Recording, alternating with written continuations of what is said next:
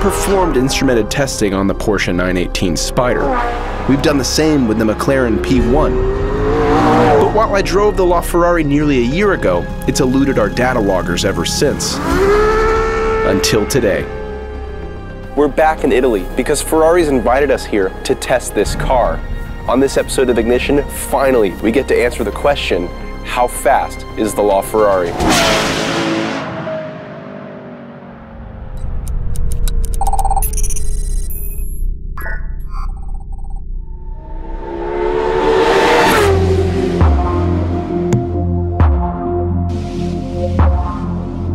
Before we get started, let's have a look at the things that make the LaFerrari so special. The LaFerrari is a larger car. It's longer and wider than the P1 and the 918. It actually shares its length and wheelbase with the Ferrari Enzo, but it's shorter in height than all those cars. Now you have to appreciate the feast of visual details on this car. My favorite is this black gap between the body panels that goes all around the car. It evokes memories of all the great Ferraris, your 288 GTO, your F40, your F50, and so on.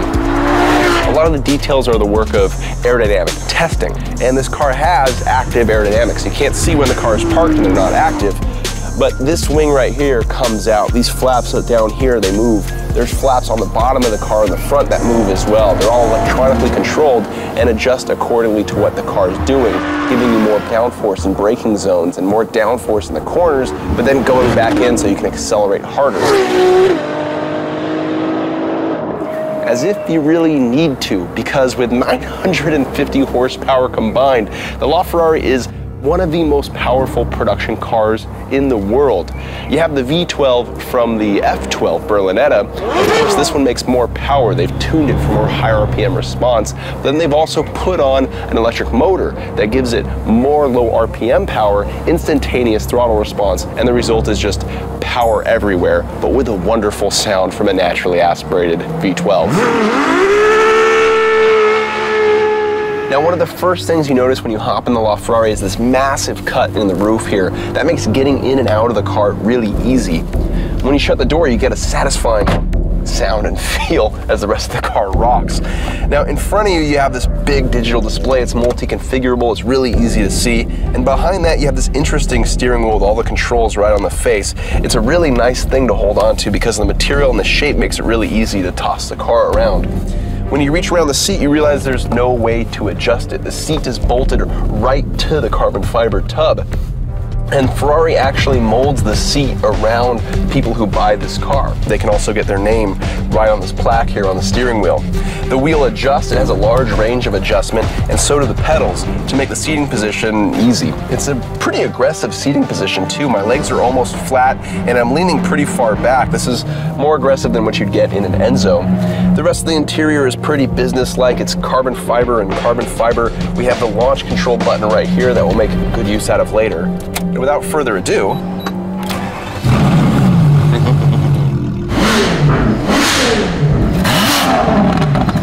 that's a good sound. That's a good sound.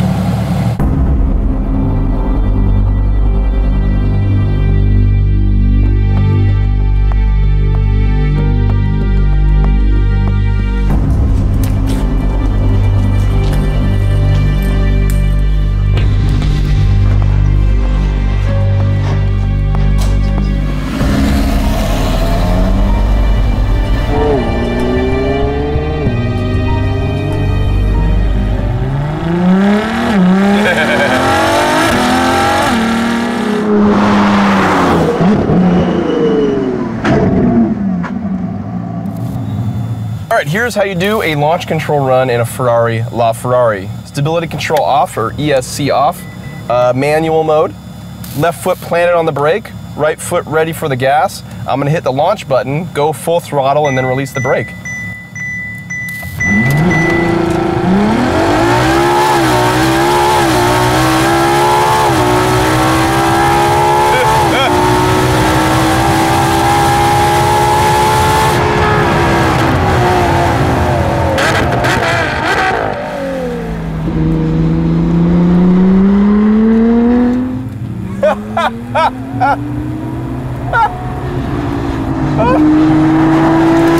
So first run out of the box is a 996 at 148 miles an hour.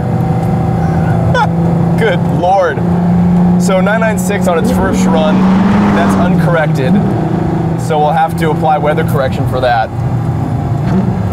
Jeez, that's fast. Launch mode is activated, and away we go.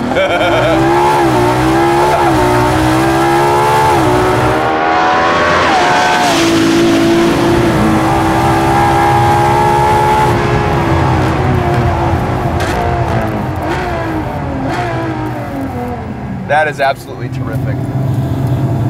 That's another 996 at 148. So 2 Excel runs in the bag so far, both of them 996 at 148. Launch.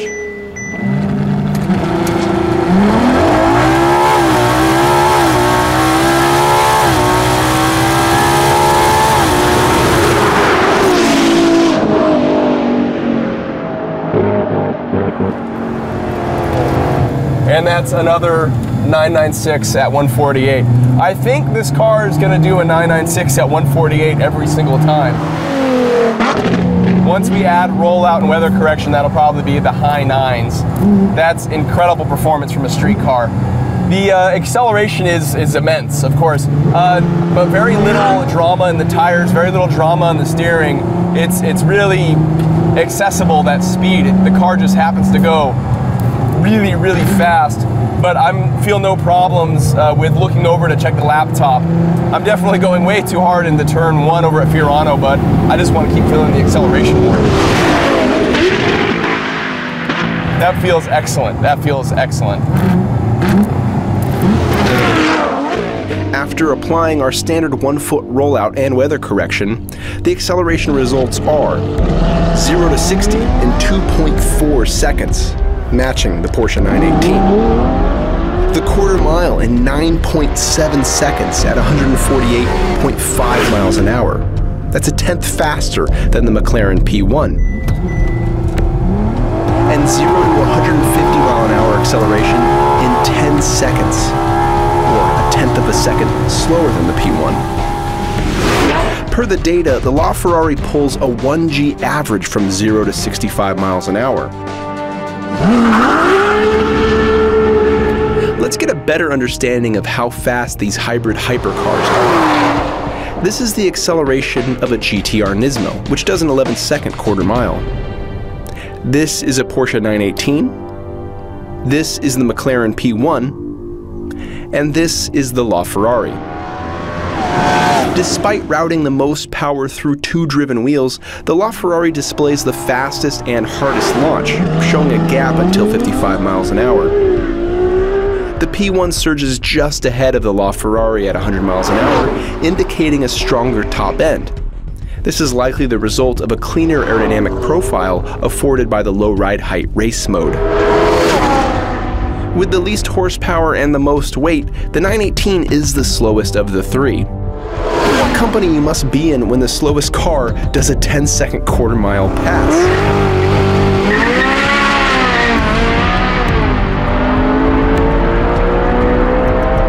Ferrari wanted us to set a lap time around its Fiorano development track. The official LaFerrari time here is a 119.7, and I've driven here maybe twice for a total of around 12 laps.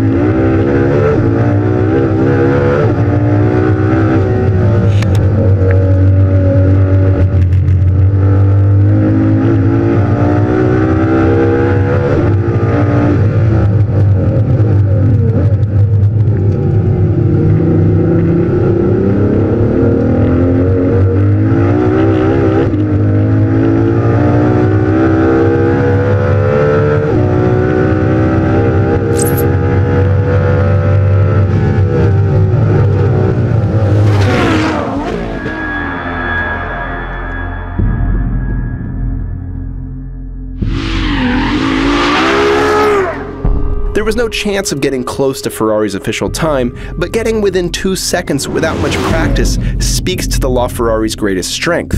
That a car so preposterously capable and powerful, so expensive and exclusive, and so technologically advanced could be so easy to drive fast.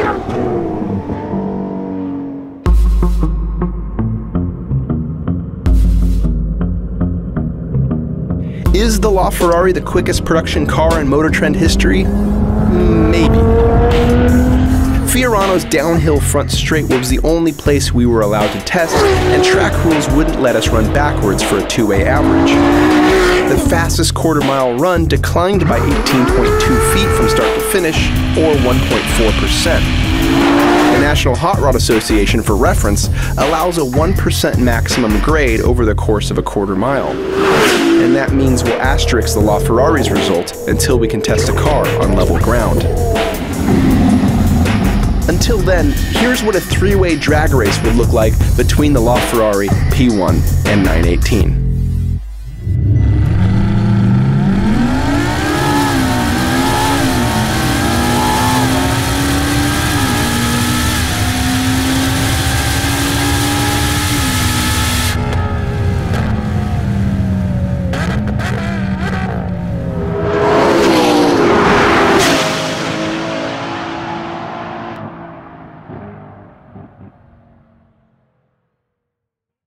I'll do one more braking run, but they're calling me back into the pits.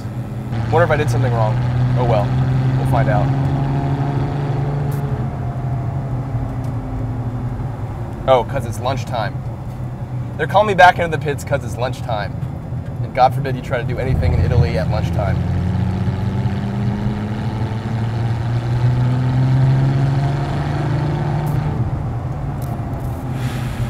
Must observe an hour break at lunchtime in Italy, or else, you know, God forbid you might get more stuff done.